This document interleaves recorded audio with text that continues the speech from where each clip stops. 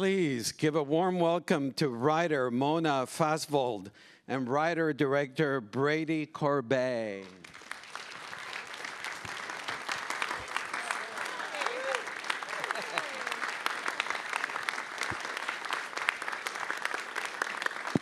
Hi, everyone. Not quite. Yeah?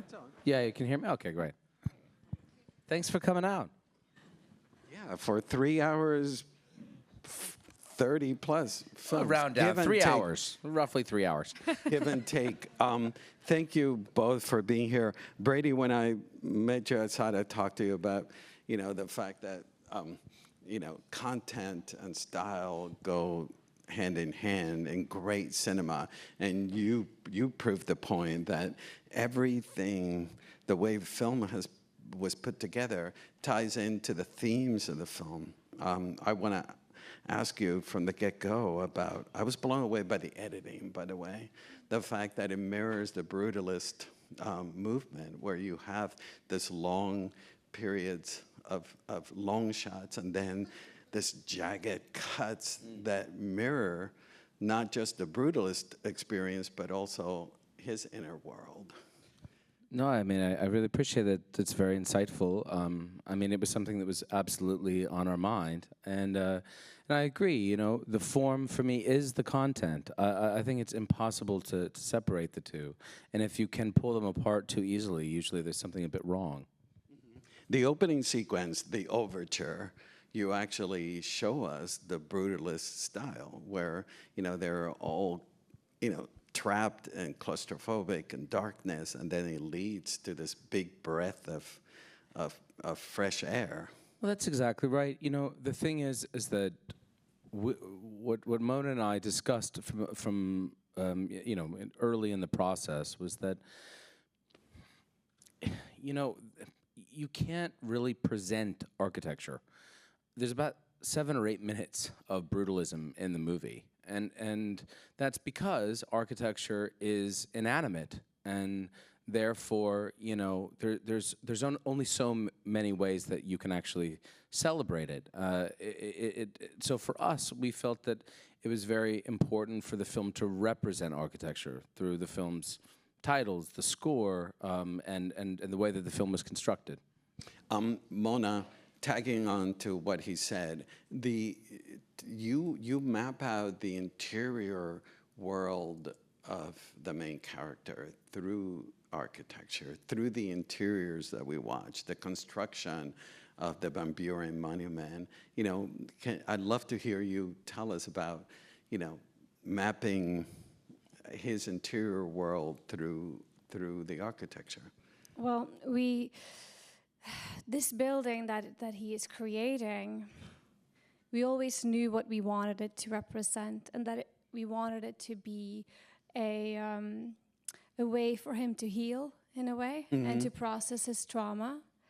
And we wrote a lot about what that would be, but I really have to credit our production designer, Judy, for the execution visually of what that ended up being in the film, because I was worried that it was going to be, it's a difficult thing to do. She did a tremendous amount of research about the camps and looking at those images, as well as Brutalist architecture, to sort of bring in his trauma and what he's processing through that final building.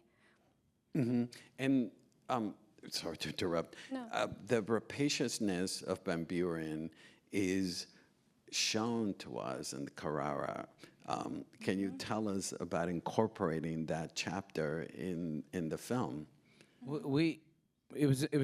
So much of the film is about a character that wants to possess that which cannot be or should not be possessed.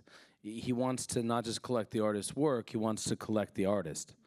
And so, for us, Carrera is an important piece of the film's visual allegory, because when you travel to this place, which is an extraordinarily beautiful place, but also quite a disturbing place, because in 500 years we will run out of this material, and those mountains will be like Swiss cheese, and so it is like there's something quite disturbing about the place because we've taken a bite out of Mother Nature, and she's quite pissed off.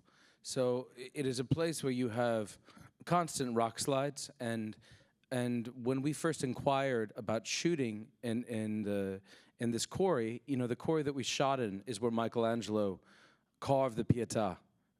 It's extraordinary space, but the reason that very few films have ever shot there is because it's quite difficult to ensure.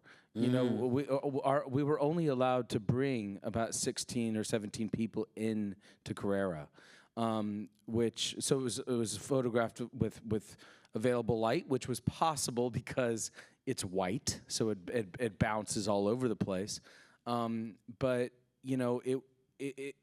for us, we felt that this gesture, especially because the movie's sort of structured like an opera, and so for this penultimate operatic gesture, it felt really important to us to have it take place in this very unique space. Yeah, which feels like a descent to hell. Exactly. That's right. Yeah, that's what we thought. Really, they descend into the mountain as the story really turns so dark. Mm-hmm.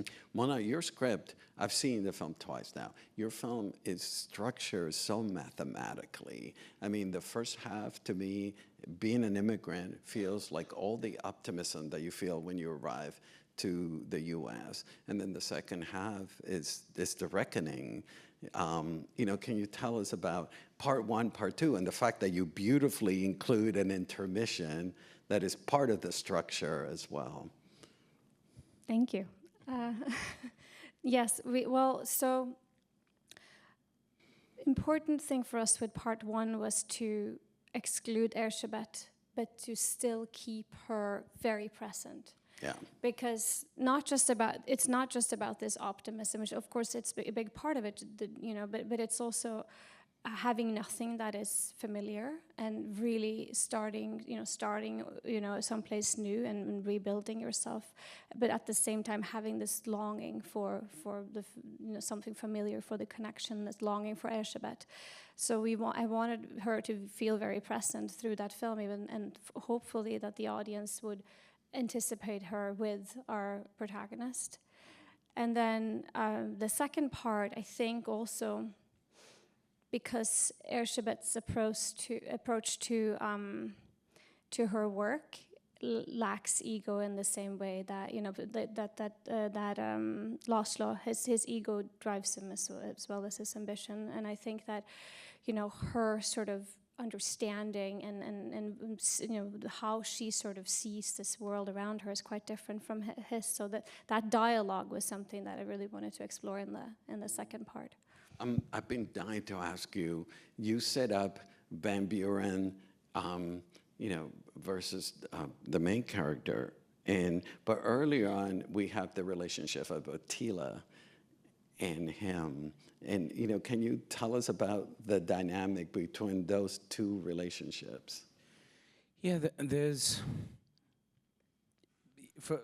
Alessandro and I spoke about this when we first sat down, and I said, this character represents assimilation, and someone who is not very confident about their point of view and the life that they have sort of crafted for themselves, and he has an accent that he's trying his very best to erase. He has a past that he is doing his best to erase, and yet he admires Laszlo so much, but he's also quite jealous of him. He's jealous of his ability to be an independent voice, and so a lot of the film is also about these characters that sort of resent him for his inherent ability, and he's obviously complicated and he's flawed, but he's never not himself. And so I think that Adrian, Alessandro, and I, we just sat down to talk about that precisely. That dynamic that there's everything with every gesture. There feels like there's sort of a double meaning. I mean, he loves him very much, but he resents him, and ultimately, chooses to buy into something that's relatively implausible from his very, very young wife, who's sort of. I said to Emma Laird, I was like, you're like the first Karen. You're the very first one. So I was like, you have very, conflicted feelings about your new roommate. Mm-hmm. Well, what I find fascinating is the fact that you deal directly about creating art and patronage. When you have a patron, somebody who gives you money to do, follow your dream, and the original relationship with Attila seems like this sort of more innocent patronage, and then leads into Van Buren, which is this very complex artistic partnership. Yeah, I think that the dynamic between the artist and the patron is something that hasn't been explored enough. I mean, we've had extraordinary partners over the course of our career. I mean, this film, we had truly amazing partners that never stopped believing in the project over the course of many years. But we've had really toxic dynamics where we're working with someone who has very, very different morals and ethics than we do. And you're constantly debating whether or you're checking all of these feelings at the door in an effort to protect the flame of the project, but that's something which is morally and ethically ambiguous. And I would imagine that everyone in this room has had some sort of interaction that's equivalent to that. It's really tough when someone that you work for, that holds the keys to the car, is exploiting either you or the people that work with you, or and it's hard to know when to speak up. Mm-hmm. Mona, you guys make such an amazing connection between the immigrant experience and the artistic experience as well. Not only, as I was watching your film, you guys are creating a film and it mirrors that immigrant experience, but also, the immigrant experience and brutalist work. Can you tell us about that connection, which is so astounding, is amazing? It seemed quite clear to us early on how the two things mirrored one another. Brutalism has been something, a style of architecture that people have been very upset about, still are very upset about, and find it's a foreign, modern thinking, ideas that's something that's all of a sudden this foreign object is placed into a small village or something like that, and all of a sudden people are upset about it, and they don't, because it's different, and I think that's it seemed very like a obvious metaphor to us. You chose to shoot the film in Vistavision. Tell us about shooting in film, not only in film, but Vistavision. We hadn't seen Vistavision since, Vertigo and North by Northwest. Isn't it nice to see it again? There's been a few since then, but not that many. In the realm of the senses, for you perverts out there, was shot on Vistavision. Vengeance is Mine in 1979, a brilliant Japanese film, was shot on the format. But it's been infrequently pulled out for a variety of reasons. Part of it is that the magazine it doesn't sit vertically. It sits horizontally on the operator's shoulder, and so for example, it's not impossible because we did it and we figured out a counterbalance system that would make it work. But it's kind of a pain to put on a contemporary device like a Steadicam, because as film gathers on one side of the magazine, it starts to throw it off balance. And then on top of that, it's quite loud. It sounds like a sewing machine, which everyone in the cast had to get accustomed to. But it's a beautiful, beautiful format, and you know, I think that for me, celluloid, it's the best tool that we have available to us. And I think it was discarded too quickly. And I don't think that it's the only viable tool. There are many extraordinary digital movies. I loved Dogma 95. I loved John Glazer's Film Zone of Interest from last year that could have only been shot on that format for a variety of philosophical reasons. However, the difference for me is as stark as painting with watercolor and painting with oil. And it is, these formats, they you know, Fuji's already out of business, and it's expensive to keep the lights on in Rochester, so that this is where Kodak's factories are. We have to support it as a community of cinema goers and filmmakers, because it depends actually on the project, because it's not for free to shoot a movie digitally.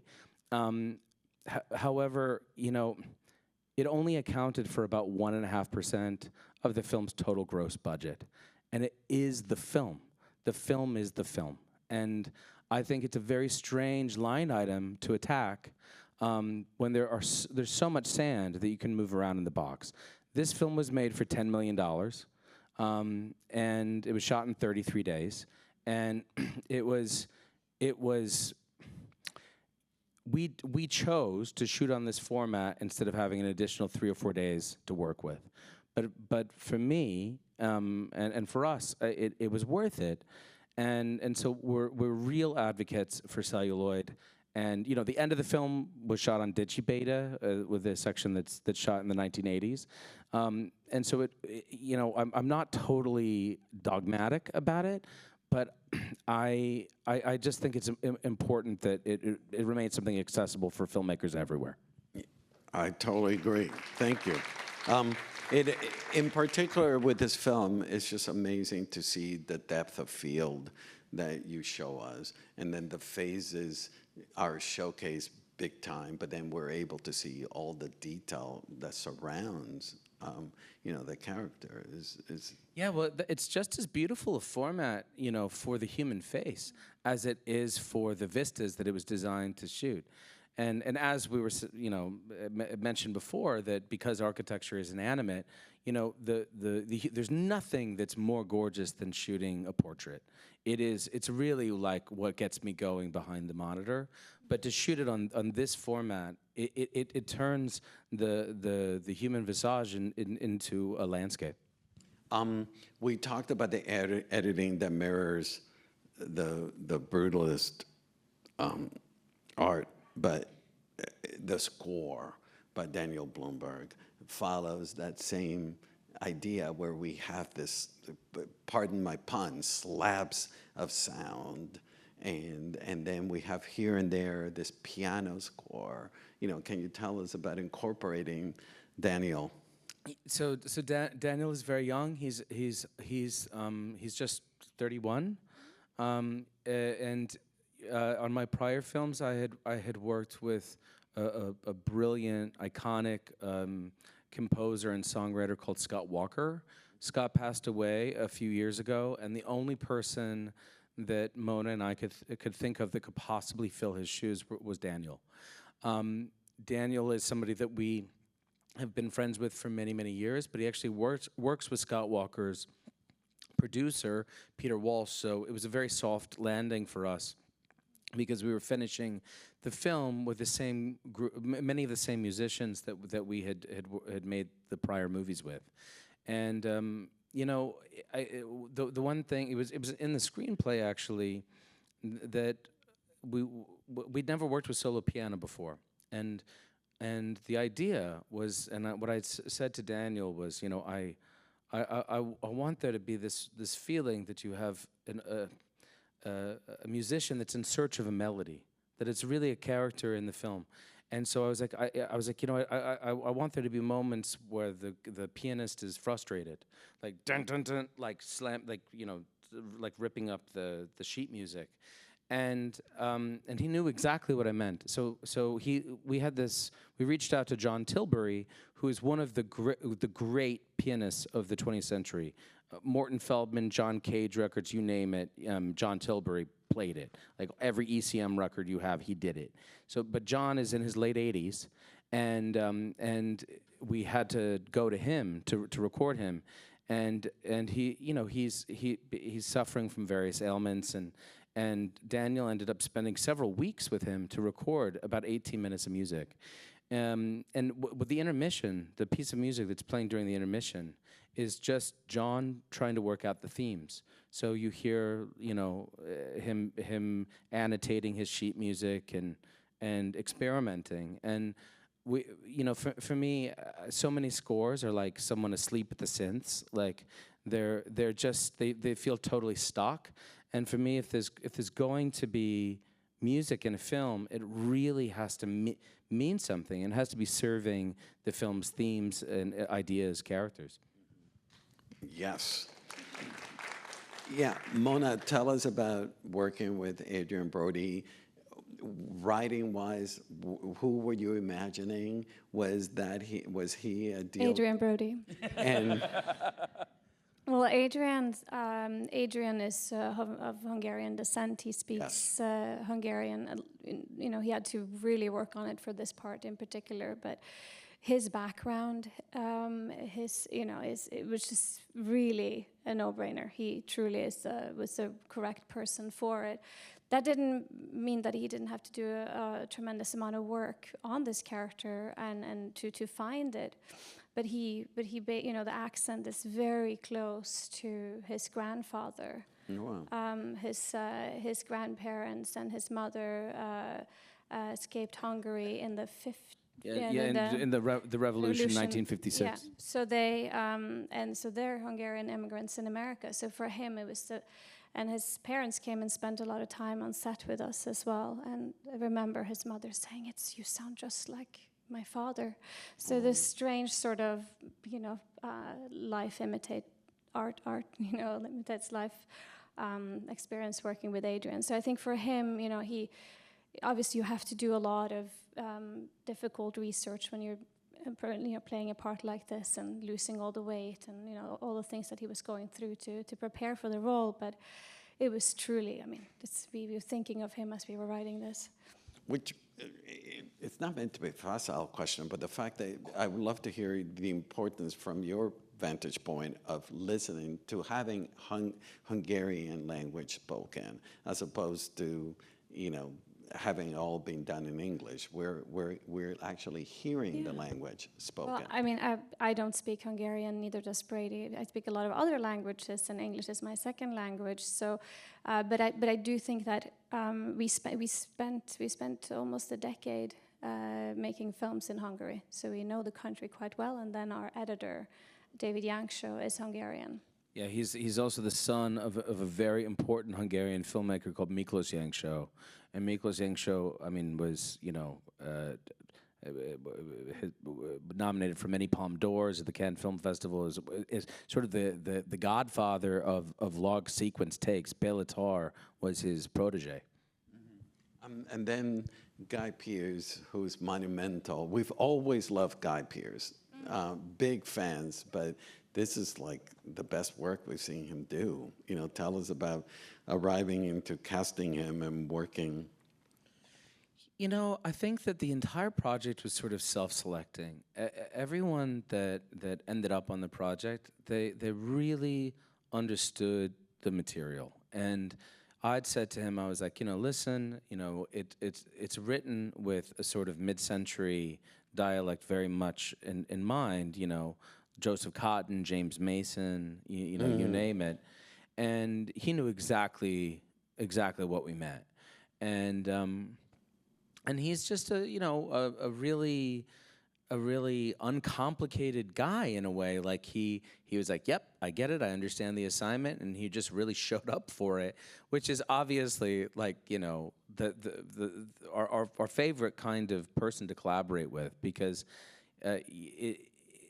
we really just want to be able to not coax a performance out of someone, but through a process of trickery or manipulation, you just want to be able to have a conversation about it. And this film was a group of people where, you know, everyone was really moving in the same direction. And I think that, that films are a combination of things. It's you know, 80% execution and planning and 20% luck. And we were also just very fortunate that everyone was available to do this at the same time, and that everyone was so on the same page. I couldn't help but, when I was watching your film, feeling that this is such a timely subject. It happened, you know, mid-century, but the ideas that you guys are grappling with are so timely. The immigration, we have an upcoming president that is opposed to brutalist architecture in Washington. He has a mandate called "Make Federalist Buildings Beautiful Again." Yeah, was that something that was, you know, thinking in your thinking that this is such a freaking timely film? Every film that we've made are historical movies, and it's because we are constantly trying to make sense of the present. I think that that, you know, the Childhood of a Leader, my first film, was about the events leading up to the signing of the Treaty of Versailles, which would inadvertently pave the way for fascist uprising 20 years later. Vox Lux was a film that was about life post-Columbine and post 9/11, and it was a period piece in its own right, even though it was a more recent history. And so I think that, you know, we're really trying to make sense of the hellscape that we're all cohabitating at the moment. And I you know, I mean, I say it in jest, you know, partially, but truly, like, could any of us have imagined that if we looked south to Brazil, to Bolsonaro, or, you know, east to France and Marine Le Pen? I mean, like, when after the election, people were saying, "Oh, well, I'm leaving the country." I'm like, "Where the hell are you going to go?" I mean, there are, you know, autocracy is plainly, you know, in vogue, and bigotry is back, and we really, you know, have to reflect on how we got here, because all of us, whether we like it or not, have some hand in it, you know. And I really want to try and, over the next 4 years, while we have some time to reflect on the results of this last election, figure out, you know, how do we make sure that this doesn't happen again? Because, I mean, I'm sick of it. Mona, last question. The film, it's a big scope, and lengthwise is big. Was that something that you were thinking all along? We want to do this big. I mean, keep in mind that when the intermission came, I was like, what the hell? This is like, it's been 20 minutes. And when it ends, I'm going like, this is like the fastest moving film I've seen. The length is, it's nothing. Because the material's so rich. But is that something from you writing that you were conscious at all about the scope and the length?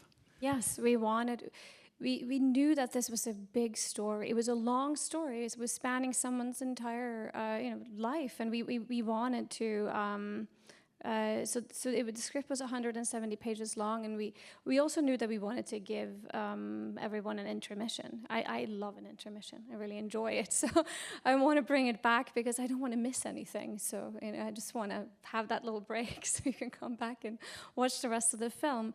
But no, this story demanded to be long, and others, demand to be short and concise. We tried to not be indulgent.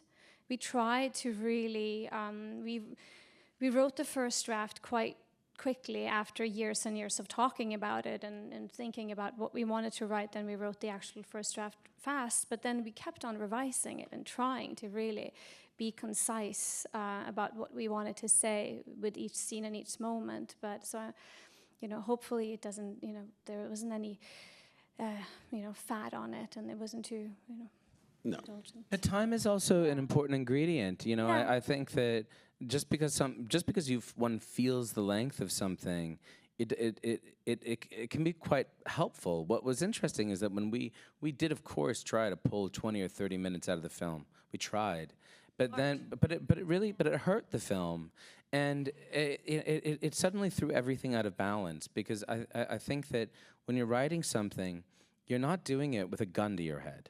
In the same way that when you're making a film, there's so many voices, there's a lot of noise that you have to try to tune out, because it's, you know, you made the right choice back when you weren't trying to please anyone. You were just doing what was right for the narrative. And so, you know, I think that especially in a film that spans 35 years, it was important to occasionally feel that passage of time, and to feel, for example, his yearning for his wife. And, you know, he waited, you know, for almost a decade, and we only have to wait for 100 minutes. Those voices that you have to fight, they're Van Buren voices that you like grapple with and tell them to. I mean, always. I mean, of course. But you know, it's gotten progressively easier for us over the years, and it's, of course, it makes sense. We have a body of work that now most folks that are getting into bed with us on a project, they have a little bit of a better idea of what to expect. But you know, honestly, I have to just like thank Mona for really propping me up and encouraging us not to edit ourselves with this one, because of course I was like, oh my God, this is gonna be a fucking nightmare. Like, I mean, 170 pages. Like, I was like already thinking about the meetings, like for however many years upcoming, like the most impossible elevator pitch of all time. But Mona was like, it's fine, we'll figure it out, and we did. But it was Took 7 years. It was. Which was less than a decade. That's true. Well, thank goodness that you both stuck to your guns, and we're only reaping the benefits. Nobody in this room will tell you that the film had too much fat in it. I mean, the majority. I mean, speaking from experience, I couldn't have enough of this film. I didn't want it to end. It's so freaking rich. And thank you. Thank you guys for coming. Thank you so and much. thank you for staying. We really appreciate it. Thank you. Yeah, thank you, everybody. Thank you.